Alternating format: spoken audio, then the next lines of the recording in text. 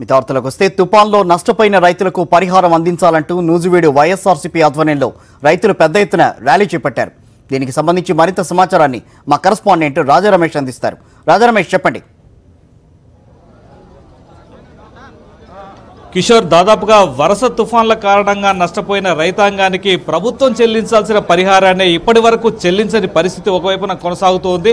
మరొక వైపున రైతు బంధు పథకం పేరుతో ముఖ్యమంత్రి చంద్రబాబు నాయుడు వరాలు కురిపిస్తూ ఎన్నికల తాయిలాలను ఇచ్చే ప్రయత్నాలు చేస్తున్నారు. ఈ మొత్తం పరిణామాల మీద రైతాంగంలో తీవ్రమైన ఆగ్రహం వ్యక్తమవుతోంది. ప్రస్తుతం మనం కృష్ణా జిల్లాలోని నూజివీడు ప్రాంతంలోనూ నూజివీడు నియోజకవర్గంలో చూస్తే వరుసగా 3 తుఫాన్ల కారణంగా కోట్లాది రూపాయల పంట నష్టం జరిగింది. ఇది సాక్షాత్తు రాష్ట్ర ప్రభుత్వానికి సంబంధించిన అధికారులే సర్వే చేసి నివేదిక ఇచ్చారు. అయితే 3 సంవత్సరాల నుంచి ఇప్పటి వరకు కూడా రైతుకు ఒక్క పైసా పరిహారం ఇవ్వటం కానీ, ఒక ఇన్పుట్ సబ్సిడీ కానీ ఇవ్వకపోవడం రైతాంగంలో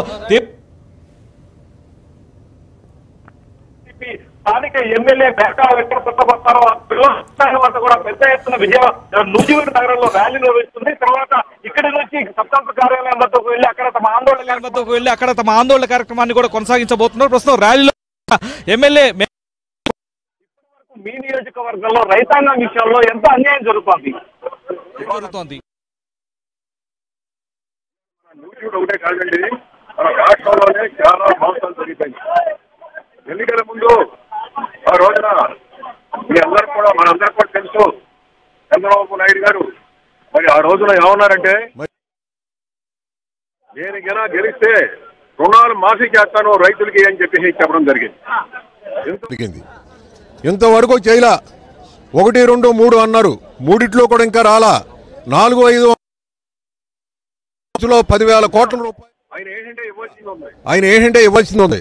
అది కూడా మరి ఇవాళ ఏంటంటే ఇవ్వనటువంటి పరిస్థితి ఉన్నది. దానికి ఏ విధంగా ఈ ప్రాంతంలో వచ్చినటువంటి తుఫానికి, రీసెంట్గా వచ్చింది తుఫానికి మన అందరం మన ఏరియాలో అందరికీ కూడా ఏంటంటే మరి ఇన్పుట్ సబ్సిడీ ఇస్తామని చెప్పేసి ఇంతవరకు ఇవ్వలేదు, రూపాయి ఇవ్వలేదు. దాని మీద ధర్నా చేయడం జరుగుతుంది. మరి ఇన్పుట్ సబ్సిడీ ఇవ్వాలి.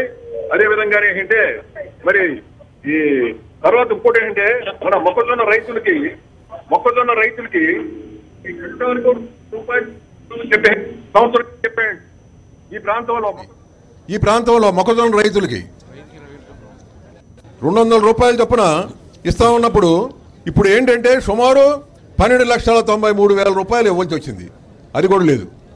ఇవాళ ఏంటంటే అదేవిధంగా మనందరికి కూడా తెలుసు, చాట్రాయ మండలంలో చింతలపూడి ఎత్తిపోతల పథకం అనే ఒకటి పెట్టి దాంట్లోంచి ఏంటంటే నీళ్లు తీసుకొచ్చి నూజివీడు ప్రాంతాన్ని సస్యశ్యామలం చేస్తాం, తిరుగూరు ప్రాంతాన్ని సస్యశ్యామలం చేస్తాం అని చెప్పినటువంటి ఈ నాయకులు మరి ఇవాళ ఏంటంటే ఎక్కడ తిరుగుతున్నారో నాకు కనబడతలా.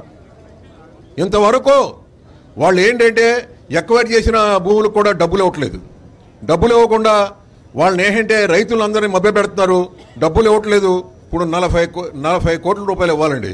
మీ ప్రాంతంలోనే ఇంత పెద్ద ఎత్తున రైతాంగానికి ప్రభుత్వం ఇవ్వాల్సిన సొమ్మే ఇవ్వని పరిస్థితుల్లో కొత్తగా రైతు బంధు పథకాన్ని రాష్ట్ర ముఖ్యమంత్రి ప్రకటిస్తున్నారు. నిజంగా ఈ పథకం రైతులకు మేలు చేసేదని మీరు అనుకుంటున్నారా? ఇది ఏమి మేలు చేయదండి. మేము ఒకటే చెప్తున్నాం, ముందు అసలు 4, 5 ముందు వేయాలి. వేయలేపారు, ఒప్పుకోండి, మేము వేయలేమని. దానికే 10,000 కోట్లు కావాలి. ఇంకా రైతు బంధు పథకం ఇంకేముందండి.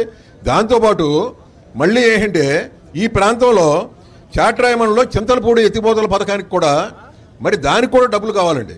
దాని భూమి ఎక్వైర్ చేశారు. దాంట్లో పంటనే వేయలేవరో, పంటలో వేయనివ్వకుండా ఖాళీ కూర్చున్నారు. డబ్బులు ఎవరో 40 కోట్లు ఇవ్వాలి. అదేమో కాలువ కూడా పూర్తి అవ్వాలా. డిసెంబర్లో పూర్తి చేసేసి నూజివీడు తిరుగురు ఈ ప్రాంతాన్ని అంతా కూడా సస్యామలో చేస్తామని చెప్పారు. ఇంతవరకు ఏమి లేదు. అది ఒకటి.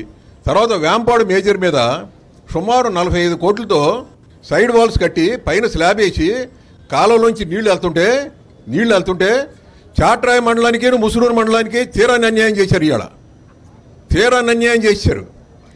ఆ కాలువనంతా పడగొట్టి కట్టిన 45 కోట్లతో కట్టినటువంటి కాలువనంతా పడగొట్టి ఎత్తిపోతలు పట్టుకొని తీసుకొస్తామని